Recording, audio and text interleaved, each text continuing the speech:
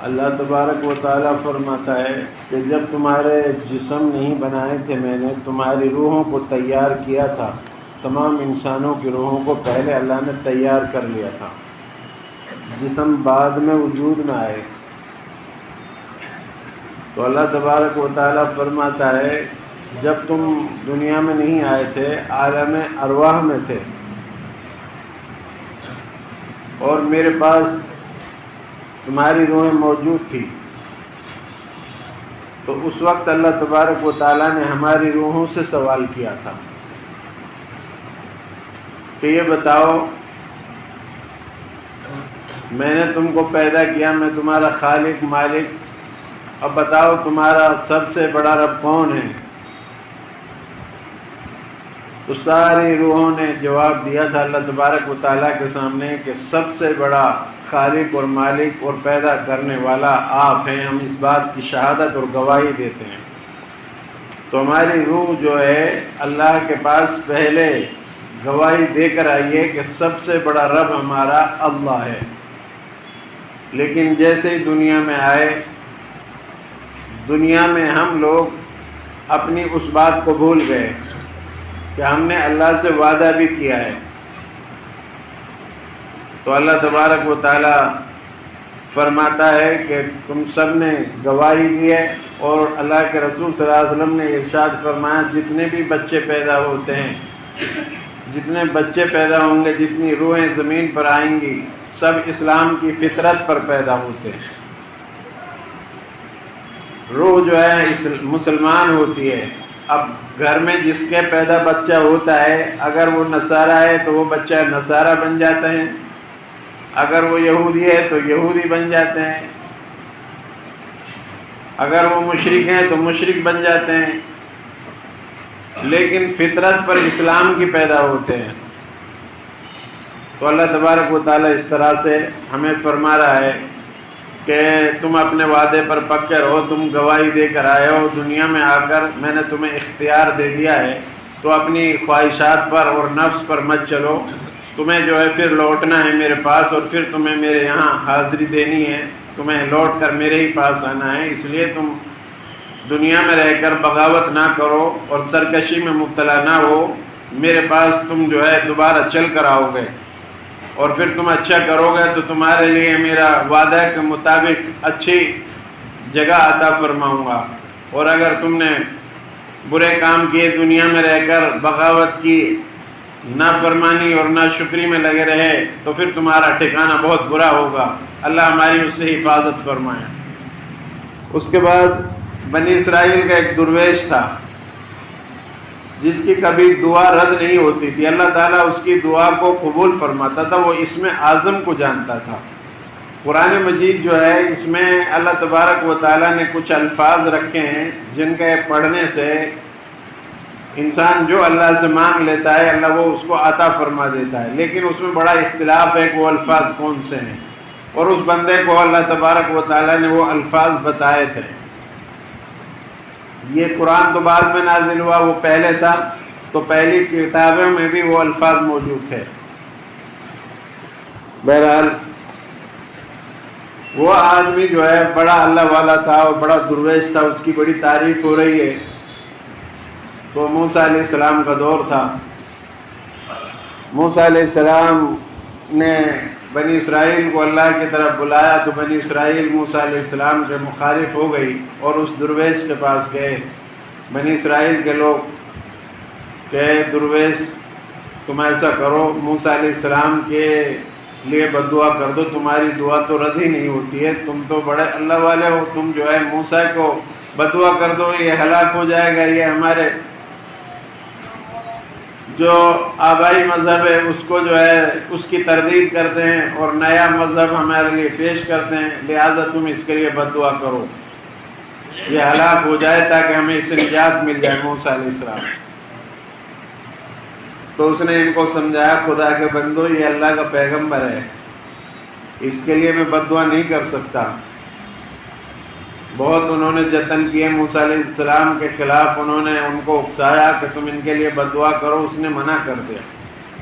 پھر ان کو ایک ترکیب سوچی، انہوں نے اس درویش کی بیوی کے پاس گئے وہ لوگ، اور اس درویش کی بیوی سے کہا کہ تمہیں بہت ساری دولت مال متاع دیں گے، تم اپنے شوہر سے کہو وہ موسیٰ کے خلاف جو ہے بد دعا کر دیں وہ، اور موسیٰ ہلاک ہو جائے۔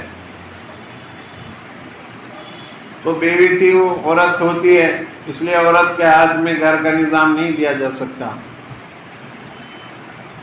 یہ عقل کی تھوڑی کمزور ہوتی ہے۔ تو اس نے جو ہے پیسہ لے لیا اور اپنے شوہر کو کہا کہ ان کو موسیٰ کے خلاف جو ہے بد دعا کرو۔ تو اس نے سمجھایا اپنی بیوی کو، میں اس کے لیے کیسے بد دعا کر سکتا ہوں، وہ اللہ کا پیغمبر ہے، لیکن وہ نہیں مانی، اور اس نے اپنے شوہر پر پریشر ڈالا۔ تو اس نے جو ہے موسیٰ کے خلاف بد دعا کرنی شروع کی۔ جب وہ موسیٰ علیہ السلام کے خلاف بد دعا کرتا تھا تو اس کی زبان سے اپنے لیے بد دعا نکلتی تھی۔ وہ پیغمبر تھے حضرت موسیٰ علیہ السلام، اور حق پر تھے، اس کے لیے بد دعا کیسے نکل سکتی تھی اس کی زبان سے؟ لہذا اس کی زبان سے اپنے لیے ہی بد دعا پڑتی تھی، اور اس کا نتیجہ یہ ہوا، چند سکوں کی وجہ سے، پیسوں کی وجہ سے، رشوت لینے کی وجہ سے اس کا انجام یہ ہوا کہ اس کی زبان باہر لٹک گئی، جیسے کتے کی لٹکتی ہے۔ قرآن اس کا تذکرہ کرتا ہے،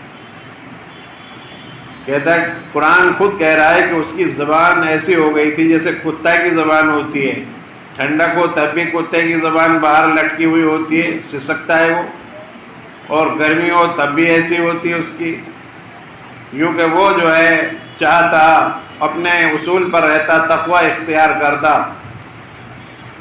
تو ہم اس کا مرتبہ کتنا اونچا لے جاتے، جنت کے اندر اس کو اونچا مرتبہ آتا فرماتے، لیکن وہ دنیا پر گر گیا، پیسے پر گر گیا، اور جو ہے اس نے حق ہے، جو وقت کا پیغمبر تھا، حق پر تھا، اس کے خلاف بد دعا کی، تو جو ہے اس کا انجام کتنا نیچا کر دیا ہم نے، کہاں گرا دیا اس کو ہم نے، اور اگر وہ اپنے اصول پر رہتا تو اس کا کتنا اونچا مرتبہ ہوتا ہمارے پاس۔ اس طرح سے اللہ تبارک و تعالی ہمیں سمجھاتا ہے کہ یہ دنیا تو آئی جائے گی، اصل تو دین ہے میرے بھائیوں، دین زندگیوں میں آئے، جتنا دین زندگیوں میں ہوگا ہمارے، اللہ کی یہاں ہماری کامیابی اتنی ہوگی۔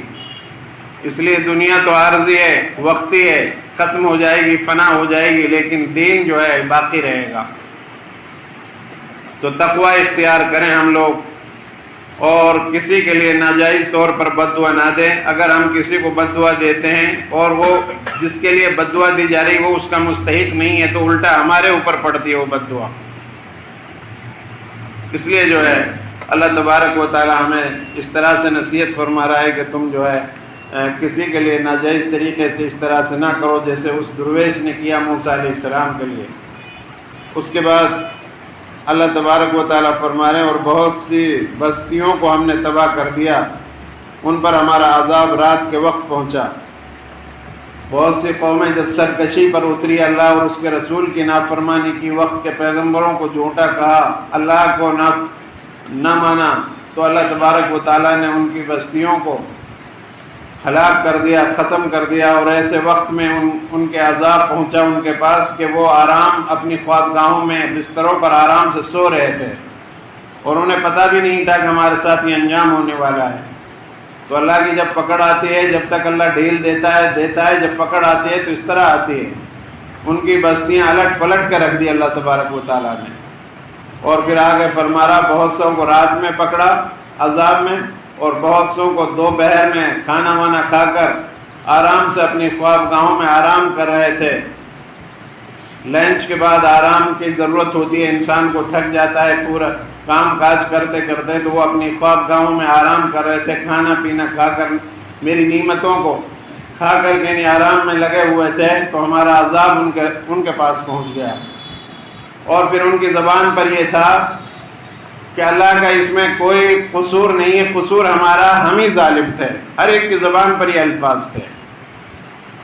تو میرے بھائی، اللہ تبارک و تعالیٰ تو ڈھیل دیتا ہے انسان کو، اور اللہ تبارک و تعالیٰ کسی پر عذاب نہیں ڈالتا، بندے ہی اپنے اوپر ظلم کرتے ہیں، اور بندے ہی جو ہے ناشکر ہیں، تب اللہ تبارک و تعالیٰ جب اللہ کی بات پوری ہو جائے، وقت کے پیغمبروں کی بات نہ مانے انسان، تب اللہ تبارک و تعالیٰ اپنا عذاب بستیوں پر بھیجتے ہیں۔ پچھلی قوموں کا واقعہ ذکر کر کے اللہ ہمیں سمجھا رہا ہے کہ تم ایسی سرکشی مت کرنا، ناشکری اور سرکشی اور پیغمبر کے طریقے کے خلاف زندگی گزارنا اور اللہ کی نافرمانی کرنے سے بچتے رہنا، ورنہ ہلاک کر دیے جاؤ گے جیسے پچھلی قوموں کو ہلاک کر دیا گیا تھا۔ اللہ ہماری حفاظت فرمائے۔ اس کے بعد اللہ تبارک و تعالیٰ فرما رہے ہیں قیامت کے دن میں ترازو قائم کروں گا۔ ترازو تولنے کے لیے اللہ تبارک و تعالیٰ قائم کرے گا۔ ہمارے جو اعمال ہیں، اچھے عمل ہوں گے ہمارے تو ہم کامیاب ہوں گے، برے عمل ہوں گے تو ہم ناکام ہوں گے۔ اگر ہمارا پلڑا وزن نیکیوں کا وزن زیادہ ہو جائے گا تو ہم کامیاب ہو جائیں گے، اور اگر ہماری بدیوں کا برائیوں کا پلڑا بھاری ہو گیا تو ہم ناکام ہو جائیں گے۔ ہر ذرہ ذرہ کا ہمارا حساب ہونا ہے اللہ کے یہاں۔ کوئی آدمی اس وقت تک آگے نہ بڑھے گا نہ پیچھے ہٹے گا جب تک کہ اللہ کے یہاں سوالات کا جواب نہ دے دے۔ اب سوال یہ پیدا ہوتا ہے کہ وزن تو اس کا ہوتا ہے نا جس کا جسم ہوتا ہے، جیسے ہمارا جسم ہے تو وزن اس کا ہوگا، لیکن ہم نے جو سبحان اللہ پڑھا اس کا کوئی جسم نہیں ہے، اس کا وزن کیسے کرے گا اللہ تبارک و تعالیٰ؟ یہ سوال پیدا ہوتا ہے کہ نہیں پیدا ہوتا؟ تو اس کا جواب یہ ہے کہ اللہ تبارک و تعالیٰ قیامت کے روز ہمارے اعمال کو جسم کی شکل دے گا۔ جسے حدیث پاک میں آتا ہے قیامت کے روز اللہ ایک بندے کو بلائے گا اور اس سے کہے گا کہ تیری ڈھیر ساری برائیاں ہیں، بتا تو نے کی ہیں کہ نہیں کی؟ میرے فرشتے جو اعمال لکھنے پر متعین تھے انہوں نے زیادتی تو نہیں کی؟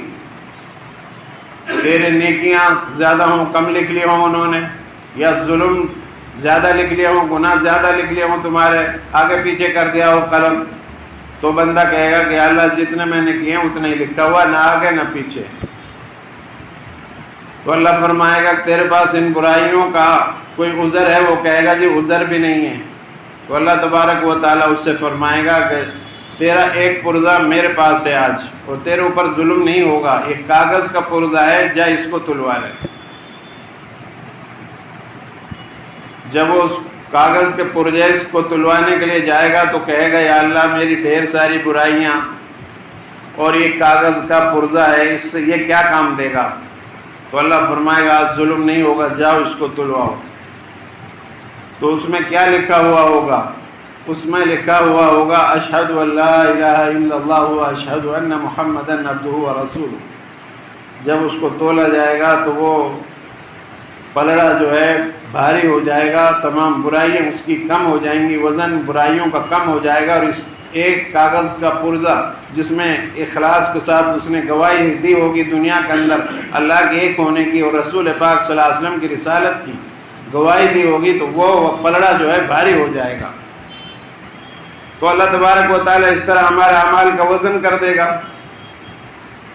اور حدیث میں پاک میں آتا ہے جب بندے کو مرتا ہے بندہ تو اس کی قبر میں جو ہے اچھا آدمی ہوتا ہے تو اس کے اعمال نیک آدمی کی صورت میں جاتا ہے، جسے دیکھ کر وہ بندہ خوش ہوتا ہے، مطمئن ہوتا ہے کہ تم کون ہو یہاں، مجھے تجھ سے بہت انسیت ہو رہی ہے، اطمینان لگ رہا ہے۔ وہ کہتا ہے مجھے بھول گئے، میں تو تیرا نیک عمل ہوں، آج تیرے پاس کوئی عذاب نہیں آئے گا، بے فکر رہے۔ قرآن پڑھی ہوگی آپ نے تو سر کی طرف آ جائے گی، صدقہ اور خیرات کیا ہوگا تو پیروں کی طرف آ جائے گا، باقی اور نیکیاں کی ہوں گی دائیں بائیں آ جائیں گی، اور چاروں طرف سے میت کا احاطہ کر لیا جائے گا، کوئی عذاب وہاں تک نہیں پہنچ سکتا۔ اور اگر برا آدمی مرتا ہے تو بری شکل میں اس کے اعمال اس کے سامنے جاتے ہیں۔ بندہ کہتا ہے تو کون؟ وہ کہتا ہے میں تیرے برا عمل ہوں، دنیا میں تو موج مستی لیتا رہا، آج یہاں بچ نہیں سکتا اللہ کے عذاب سے۔ پھر اس کو چاروں طرف سے عذاب دیا جاتا ہے۔ اللہ کے یہاں اتنے بڑے بڑے ہتھوڑے ہیں کہ سارے جنات اور انسان ان کو اٹھانے لگے تو نہیں اٹھ سکتے، ان ہتھوڑوں سے بندے کی پٹائی ہوتی ہے، اسی حساب سے اس کا جسم دیا جائے گا قیامت کے روز۔ جہنمی کی ایک ڈاڑھ احد کے پہاڑ کے برابر ہوگی، اس کا جسم کتنا بڑا ہوگا آپ اندازہ لگا لو۔ اللہ ہماری حفاظت فرمائے، اس لیے نیک عمل کریں۔ حضرت داؤد علیہ السلام نے اللہ سے کہا تھا، یا اللہ جو ترازو تو قائم کرے گا قیامت کا روز، میں اسے دیکھنا چاہتا ہوں۔ تو اللہ نے اس کو دکھایا تو بے ہوش ہو کر زمین پر گر گئے داؤد علیہ السلام۔ یعنی اتنی بڑی ترازو تھی کہ ساری زمین کو سمائی ہوئی تھی، ساری زمین پر۔ جب ہوش آیا تو اللہ سے پوچھا، یا اللہ اس کو کیسے بھرے گا تو اللہ نے فرمایا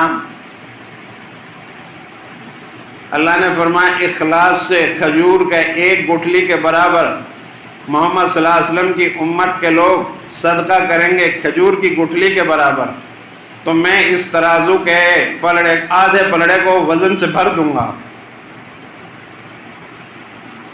اور سبحان اللہ آدھا پلڑا کو بھر دے گا، اس کا وزن، سبحان اللہ کا وزن آدھا پلڑا کو بھر دے گا، اور الحمدللہ اس کا پورا کر دے گا۔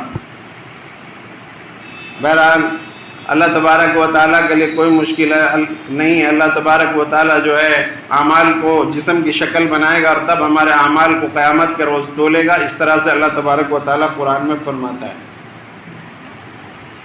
اس کے بعد آدم علیہ السلام کو پیدا کیا اللہ تبارک و تعالیٰ نے، اس کی صورت بنائی، اس میں روح پھونکی، پھر سارے فرشتوں سے کہا کہ ان کو سجدہ کرو، سب نے سجدہ کیا، اس کی تعظیم کی، لیکن جو ہے شیطان نے تعظیم نہیں کی۔ اللہ تبارک و تعالیٰ نے اس سے کہا کہ زمین پر اتر جا، تو نافرمان ہے۔ اس نے کہا کہ مجھے مہلت دے، قیامت تک میں تیرے بندوں کو بہکانے پر لگا رہوں گا۔ اللہ نے فرمایا میں نے تجھے مہلت دی، لیکن نیک بندے تیرے بہکاوے میں نہیں آئیں گے۔ آدم علیہ السلام سے اللہ نے فرمایا کہ تو جنت میں رہے، لیکن اس پیڑ کے قریب نہ جا۔ وہ چلے گئے، غلطی ہو گئی، اللہ نے ان کو زمین پر بھیج دیا۔ سالوں دعا مانگتے رہے، دعا قبول نہیں ہوئی۔ پھر اللہ نے ان کی زبان پر یہ الفاظ جاری کیے، ربنا ظلمنا انفسنا وان لم تغفر لنا وترحمنا لنکونن من الخاسرین۔ ان الفاظ سے اللہ نے ان کی دعا کو قبول فرمایا۔ بہرحال اللہ نے فرمایا کہ میں انبیاء بھیجوں گا تمہاری اولاد میں، نبی بھیجوں گا، اور تمہاری اولاد اگر ان کی باتوں پر عمل کرے گی، میرے حکموں پر چلے گی، نبیوں کی باتوں کو مانے گی، تو تمہارا کھویا ہوا وطن جنت ہے، پھر میں ان کو دوبارہ عطا فرما دوں گا۔ اور جو نافرمانی کریں گے، ناشکری کریں گے، نبیوں کی باتوں کو نہیں مانیں گے، تو پھر میں ان سے جہنم کو بھروں گا۔ تو اس طرح سے شیطان جو ہے ہمارا آبائی دشمن ہے۔ اللہ تعالیٰ فرما رہا ہے اس کی اتباع مت کرو، اپنے رسولوں کی اتباع کرو۔ ہمارے اس امت کو اللہ فرمایا اپنے رسول کی اتباع کرو۔ شیطان تمہیں برائی کی طرف، گمراہی کی طرف لے جا رہا ہے، بے حیائی کی طرف لے جا رہا ہے، اور اللہ اور اس کا رسول تمہیں جو ہے اچھائی کی طرف دعوت دے رہے ہیں۔ تم اچھائی کی طرف بڑھو، یہ تو تمہارا کھلا ہوا دشمن ہے۔ بہرحال اس طرح سے اللہ تبارک و تعالیٰ بہت ساری چیزیں بیان فرماتا ہے۔ قوم عاد کا تذکرہ ہوا کہ قوم عاد جو ہے وہ سرکشی پر لگی رہی۔ قوم عاد اور سمود کا تذکرہ ہوا، اور صالح علیہ السلام کی قوم کا تذکرہ ہوا۔ قوم لوط کا تذکرہ ہوا۔ قوم لوط عورتوں کو چھوڑتی تھی اور مردوں سے اغلام بازی کرتی تھی۔ ان کی یہ سزا، اس وجہ سے ان کو یہ سزا دی گئی کہ ان کی بستیوں کو آسمانوں پر اٹھایا، اور پھر ان کو پلٹی ماری، اور پھر زمین میں ان کو دھسا دیا، اوپر سے پتھر بھی برسائے گئے۔